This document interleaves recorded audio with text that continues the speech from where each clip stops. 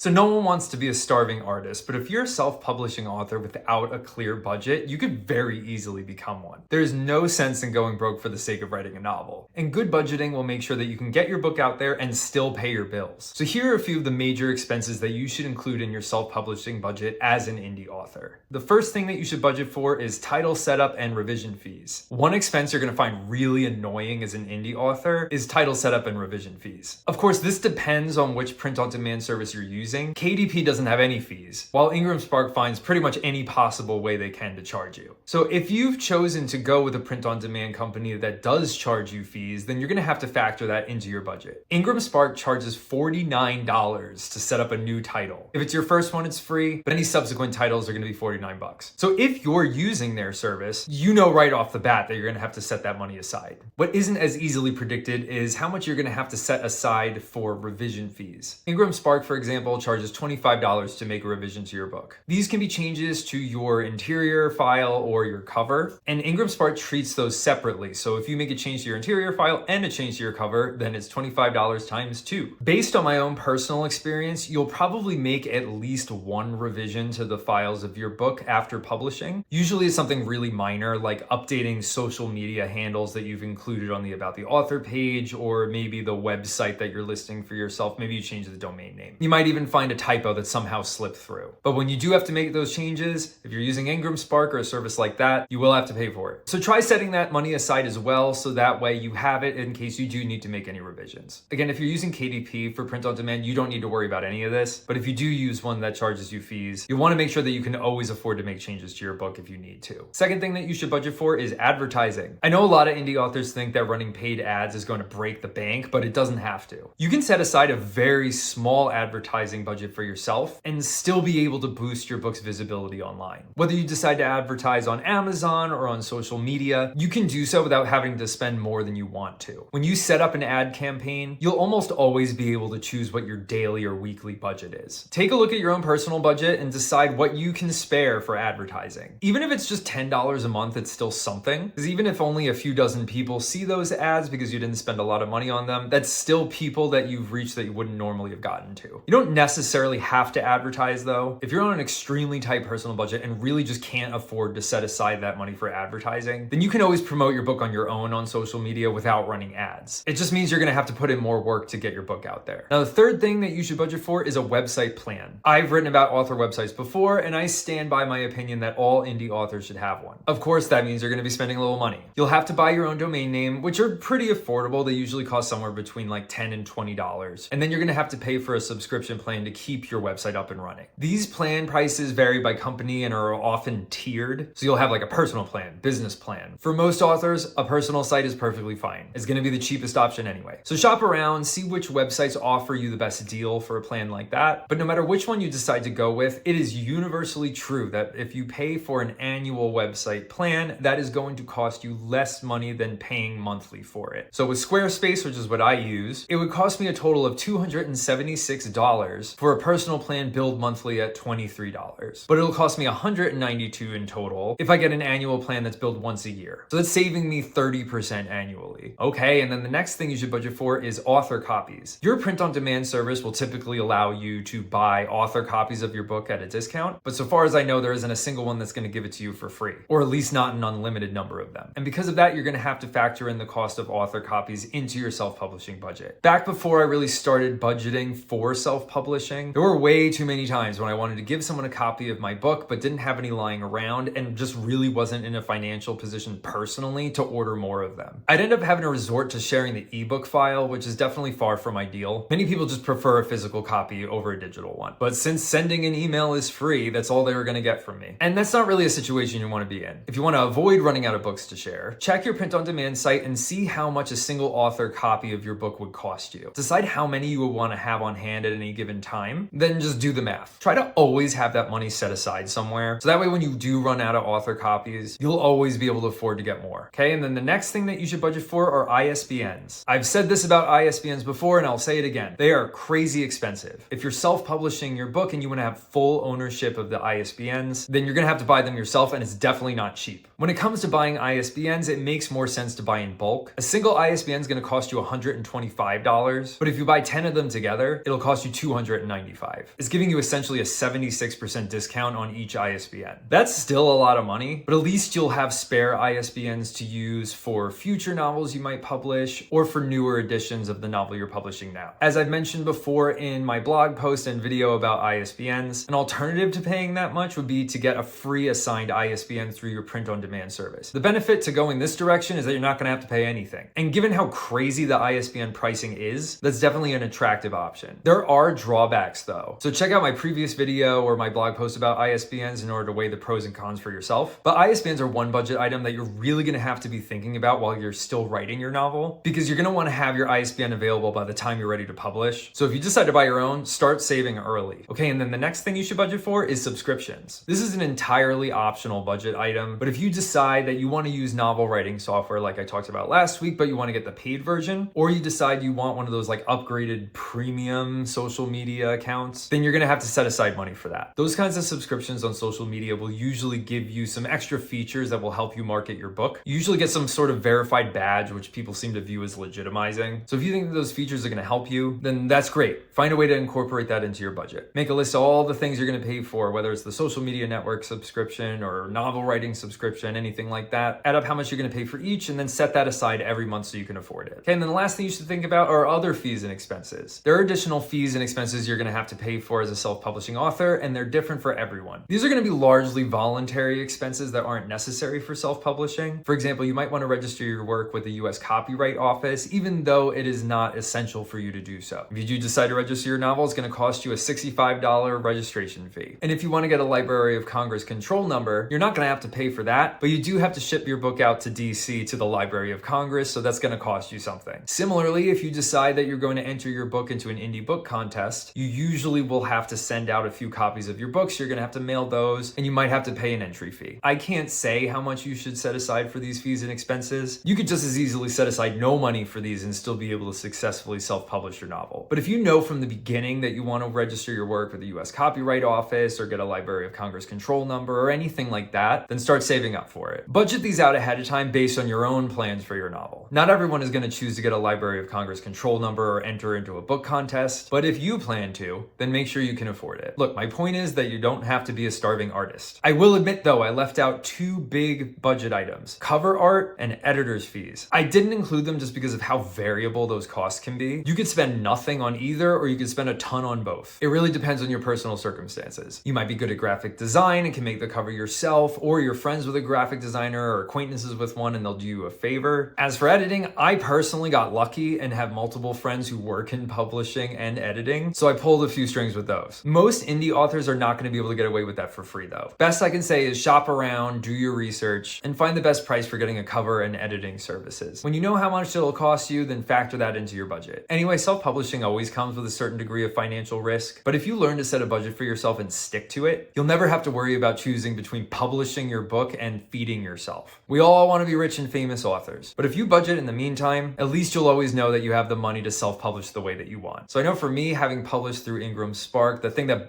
really annoys me the most is the revision fees. So tell me as a self-publishing author what you think are the most annoying expenses or the ones that you always really need to make sure you plan for. Please put that in the comments. And if you found this interesting or helpful, please like and subscribe, follow me on social media. And as always, thank you for watching. God bless.